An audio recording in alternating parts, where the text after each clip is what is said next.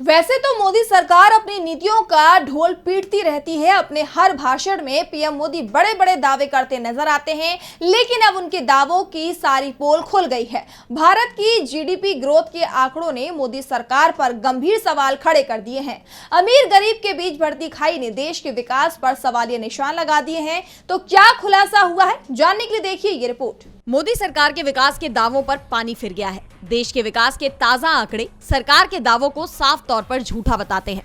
Media reports के मुताबिक भारत में आय समानता 1950 से भी ज्यादा हो गई है, यानी अमीर और अमीर हो रहा है तो गरीब और भी ज्यादा गरीब होता जा रहा है।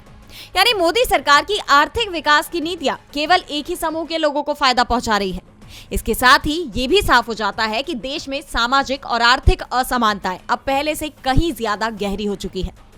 दरअसल सरकार ने जीडीपी का आंकड़ा जारी किया है, जिसके तहत अग्रिम अनुमानों के मुताबिक वित्त वर्ष 2024-25 में भारत का सकल घरेलू उत्पाद यानी जीडीपी 6.4% की दर से बढ़ने का अनुमान है, जो पिछले 4 साल का निचला स्तर है और वित्त वर्ष 2024 में दर्ज 8.2% की ग्रोथ से तेज गिरावट भी है।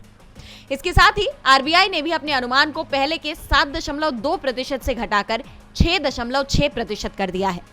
ये आंकड़े बेहद चौंकाने वाले हैं, क्योंकि जिस तरह से मोदी सरकार लगातार ये दावा कर रही है कि भारत दुनिया की ऊंचाइयों को छू रहा है, हकीकत उसके एकदम उलट है।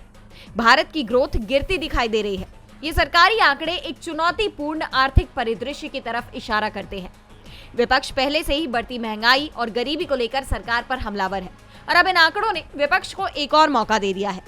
इन आंकड़ों पर कांग्रेस ने कहा कि मोदी सरकार द्वारा जारी किए गए आंकड़ों के मुताबिक वित्त वर्ष 2025 में सिर्फ 6.4% जीडीपी ग्रोथ का अनुमान है। हालात ये है कि कुछ ही हफ्तों में भारतीय अर्थव्यवस्था निचले स्तर पर आ गई है और महत्वपूर्ण भूमिका निभाने वाला मैन्युफैक्चरिंग सेक्टर उस तरह से नहीं बढ़ रहा है जैसे बढ़ना चाहिए। ऐसे में मोदी सरकार की मुश्किलें बढ़ती दिखाई दे रही हैं। डीबी लाइव की रिपोर्ट।